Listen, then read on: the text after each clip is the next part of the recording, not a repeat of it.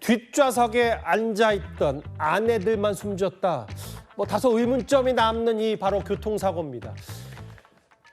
저기는 바로 세종의 한 아파트 지하 주차장입니다. 이 사고의 원인은 이렇습니다. 70대 남성이 음주 상태로 승용차를 몰다가 저렇게 아파트 지하 주차장 벽으로 돌진을 한 건데요. 부부 동반 4명이 딱 차에 타고 있었습니다.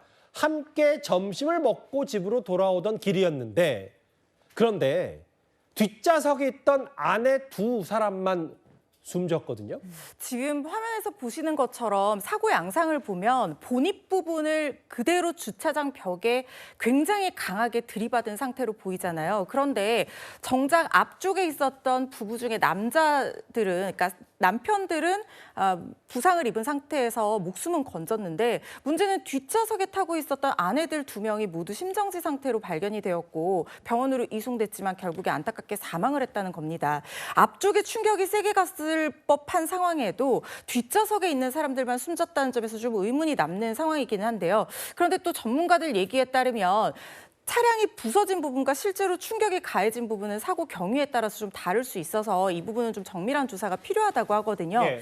안전벨트 착용 여부도 문제가 될 수 있지만 안전벨트는 일단 착용한 상황으로 보이는데, 문제는 운전자가 음주가 감지된 상황입니다. 정확히 얼마만큼의 술을 먹었는지는 확인이 되지 않고 네. 일단 체열해서 지금 분석을 하고 있는 상황이어서 2, 3일 뒤에 결과가 나온다라고 하는데요.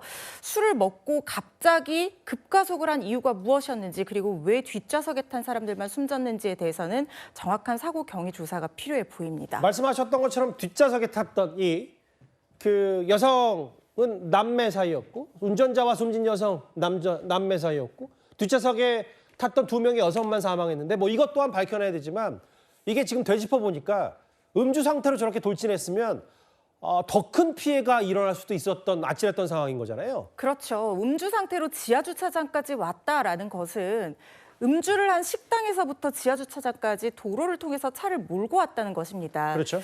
그야말로 정말 더 큰 사고로 이어질 수 있는, 물론 이 사고도 굉장히 큰 사고지만 예.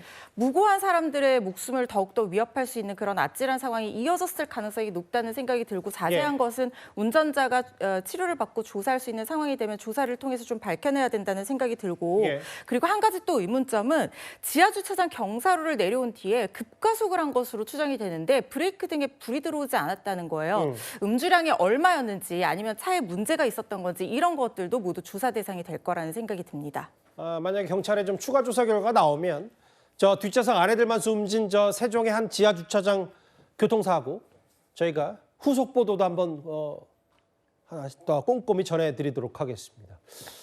제가 중간 순위 점검을 좀 해보겠습니다.